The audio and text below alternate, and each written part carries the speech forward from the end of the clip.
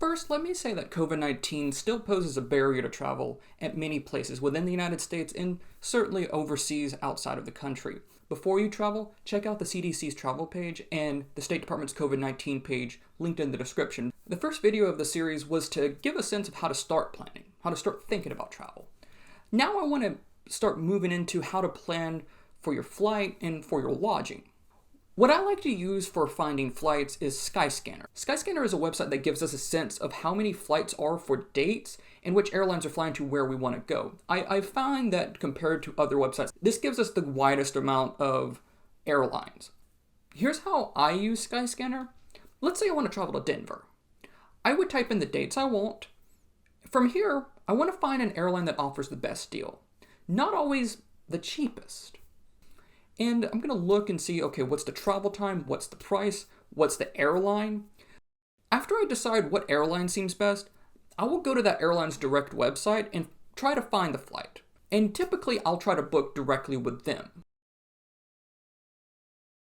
Because third-party websites buy tickets ahead of time, however, sometimes I could find a better deal. If I click the drop-down on Skyscanner, I can see what other places offer. Be warned, some of the third-party websites are prone to hassles. A big company like Expedia or Priceline, something you've heard of, will likely be fine. Now, here's the thing about prices. Airlines change prices for reasons beyond reason. A flight price may change within 30 seconds of you just seeing it. So often the price depends on demand versus how many flights available. Right now, many people are traveling, which has increased demand, and supply shocks from the pandemic have affected prices. There are some general tips for pricing. Typically, folks recommend avoiding Friday and Saturday bookings if possible. Tuesdays are typically best for price and for having to deal with congestion. Mondays are good for prices, but Mondays are when the business week begins. So at somewhere like the Atlanta airport, you're going to expect some congestion. Also, the best flight prices can be found usually about 3 to 4 months in advance of when you want to travel, but don't wait if a good flight deal presents itself or if you want to book early for a peace of mind. Now, many flights will seem cheaper because of layovers. If you have time to spare, layovers can be a good thing. If a layover is long enough, it offers the opportunity to walk outside for fresh air or have a bite to eat. Some airlines and flights will offer local tours for long layovers. When I was in Istanbul, I had a 9-hour layover from a flight from Hong Kong to Atlanta.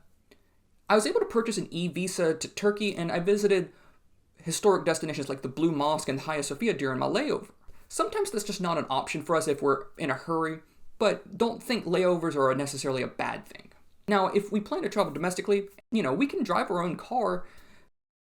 If you plan to drive, it's always advisable to make sure you have roadside assistance through your insurance. And if you rent a car, a lot of times your car insurance will cover some of the costs that a rental car company will try to put on to you.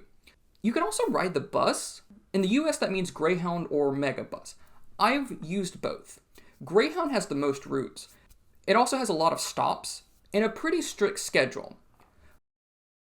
Megabus tickets are priced on demand. That means that you can often find a seat really cheap because not enough people have tried to buy it yet. Megabus works differently. It has fewer routes, but the tickets are priced on demand. If you find a ticket that not enough people have tried to buy, you can often find pretty affordable tickets. It's a good option if you're traveling from one major city to another, like Atlanta to Charlotte. And then, of course, once you arrive at a destination, from flying or bus travel, Uber, local taxi or train will get you to your lodging. An airport and sometimes a bus station concierge representative will help you. I often will check out the WikiVoyage Get In page for more details about how to get from the airport to a specific destination. Picking lodging can feel daunting. One of the resources I'll often use first is something like Google Maps. So I'll find a destination or an area I know I want to visit, and I'll peruse hotels that are around, kind of gauging prices. Now, the thing about Google Maps is you'll see a price on a hotel that's typically going to be under-reported of what it actually costs. If I'm looking at hotels, I'll start with TripAdvisor also and look at hotels, hotel reviews.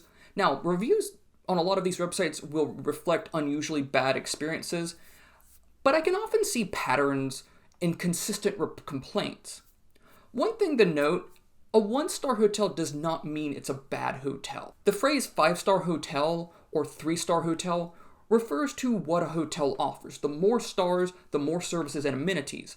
A 1-star hotel or 2-star hotel, those are not going to offer bad lodging necessarily. They're just not going to offer 5-star amenities and services.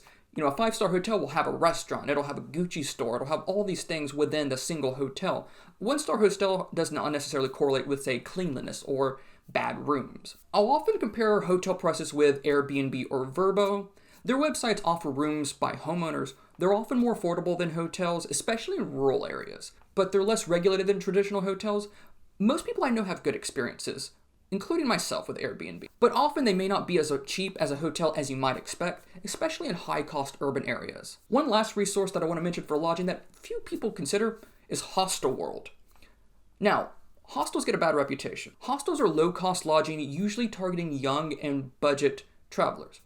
Often hostels offer beds in dorms with shared amenities like shared bathrooms or showers.